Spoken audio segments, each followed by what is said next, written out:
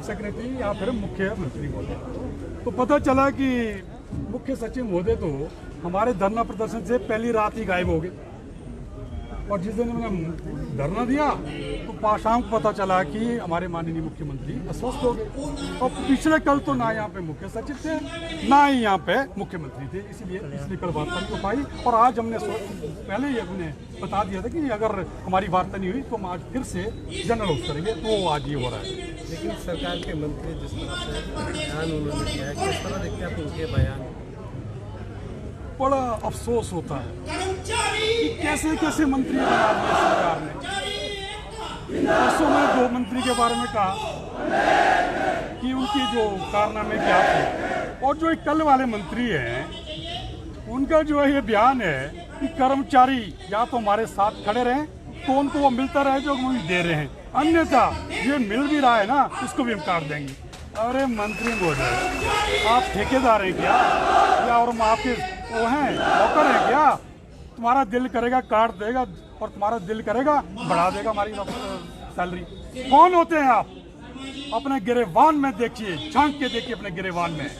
मैं आपके माध्यम से उन मंत्री से पूछना चाहता हूं कि आज पूरी जनता, पूरे प्रदेश की जनता आपसे पूछती है, पहला सवाल, क्या आपका 20,000 बिल आता है टेलीफोन का? अगर 20,000 बिल आता है, नहीं आता है, अगर आपका 20,000 बिल नहीं आता है ना तो बाकी पैसा कहाँ डालते आप? अगर आप में शाफत होती, क्योंकि 500 रुपये काफ़ी होता है टेलीफोन का बिल, तो वो 19,500 रुपया वापस किया करते हैं मैंने।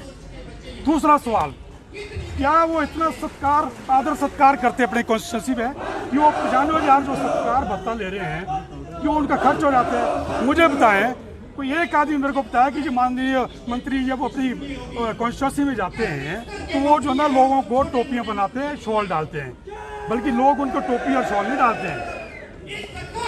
नंबर 3, मैं ये भी पूछना चाहता हूँ कि मंत्री का इस पर क्या कहना है कि जो प्रदेश के जो ये 2 मंत्री थे जिन्होंने अपने आसियाना उस पर ऑफिस में इतना खर्चा कर दिया, करोड़ों का खर्चा कर दिया है, उस पर उनका क्या कहना है?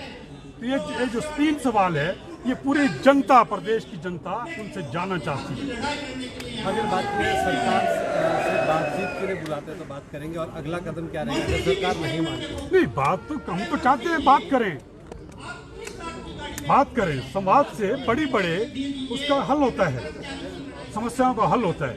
लेकिन जैसे शायद हो सकता है आज हमारे को बात के लिए बुलाएं, टेबल टॉक के लिए बुलाएं, अगर माननीय मुख्यमंत्री का स्वास्थ्य ठीक होता है तो हम जाएंगे।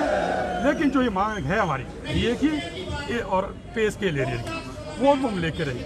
मतलब डीए तो ये है साहब, मैंने कहा था आपको कि डीए क्यों ज़रूरी होता है, क्योंकि ये तो हमने कमाया है। ये जो ड्यू है हमारा वो 1/1/2023 से है, ये तो हमारा हक है, हम इनसे करात नहीं मांग रहे इसके लिए। अब मैं आपके माध्यम से कहना चाहता हूँ, साथियों, अगर आपने कहीं कमाया हो, किसी से आपने लेना हो, अपनी कमाई लेना, क्या करेंगे आप? आवाज़ उठाएंगे ना, वही आवाज़ हम उठा रहे हैं।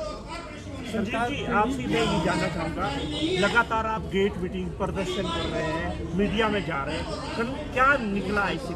अभी तक निष्कर्ष क्या निकला? ये अभी निष्कर्ष कुछ नहीं निकला है। एक एक करके ये प्रदेश सरकार के जो मंत्री बैठे हैं ना, उनकी पोल खुली जा रही है।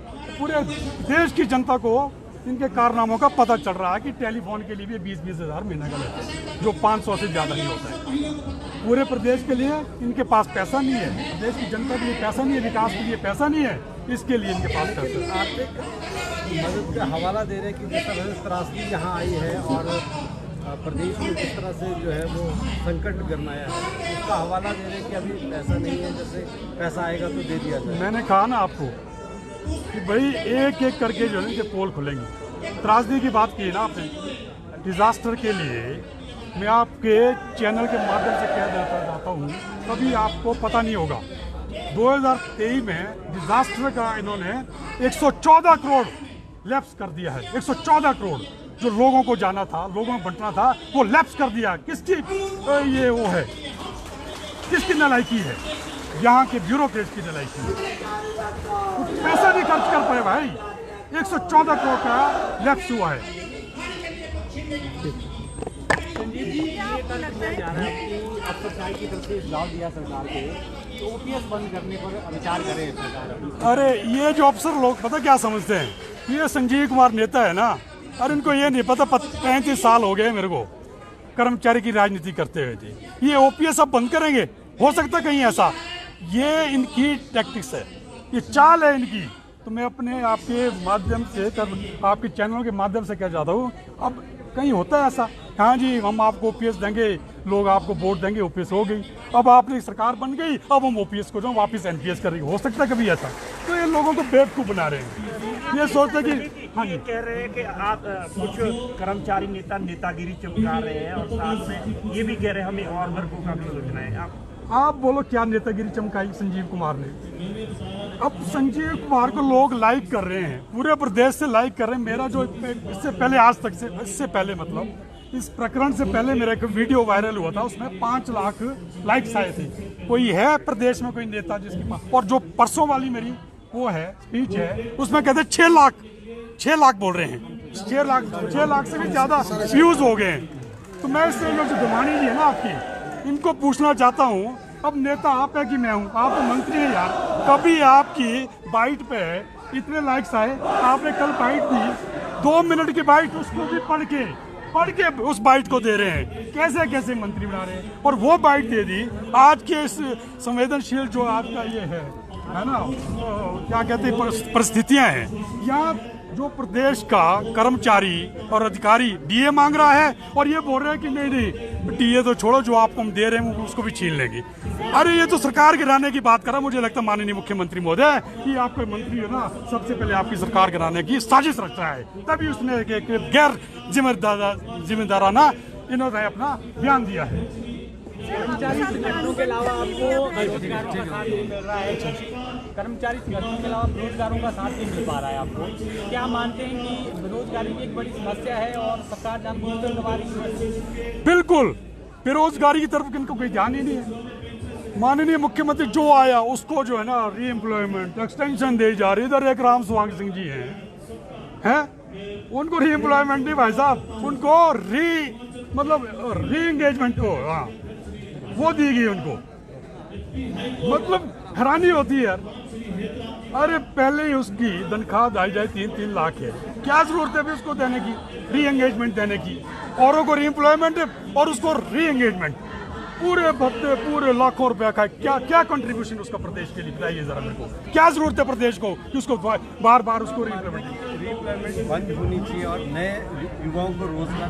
बिल्कुल बिल्कुल, इस तरह से कई IAS अफसर है। एक दीपक सानंद जी को मुझे पता चला कि उनको भी बहुत सारे लाभ दिए जा रहे हैं, पता नहीं इसके बारे में मेरे पास। इसी तरह कई IAS अफसर है। एक मेरे को आज सुबह फोन आया, वो फोन मुझे आता है ऊना से, वो रिटायर्ड आयुर्वेदिक अफसर थे। वो कहते हैं कि एक धर्मशाला में OSD लगाया गया है, उस OSD 2 साल पहले रिटायर हो गया है, उसकी जो पेंशन है वो 1.5 लाख है।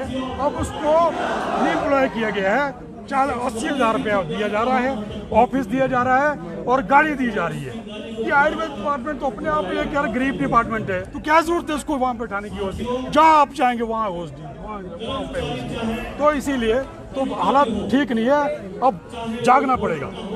मेरे साथ पूरा प्रदेश का कर्मचारी आ चुका है, चाहे वो कॉन्ट्रैक्ट वाला है, चाहे वो आउटसोर्स वाला है, चाहे वो कोई भी कर्मचारी है। अभी 262 पोस्ट की बात आई, ठीक है, सचिवालय में 82 लोग आने थे, सारी फॉर्मेलिटी सारी वो पूरी हो चुकी है, लेकिन उनको अपॉइंटमेंट नहीं दे रहे हैं। तो ये बहुत बुरा हाल है। आवाज़ तो किसी न किसी को उठानी पड़ती थी, लोग डरते थे। आज भी देखो प्रदेश का जो कर्मचारी जो अपने आप को तथाकथित नेता बनते हैं, किसी की आवाज़ नहीं गूंज रही है। और मुझे पूरे प्रदेश के कर्मचारियों को फोन आ रहे हैं, वरना ये मेरा काम हमारा नहीं होता था।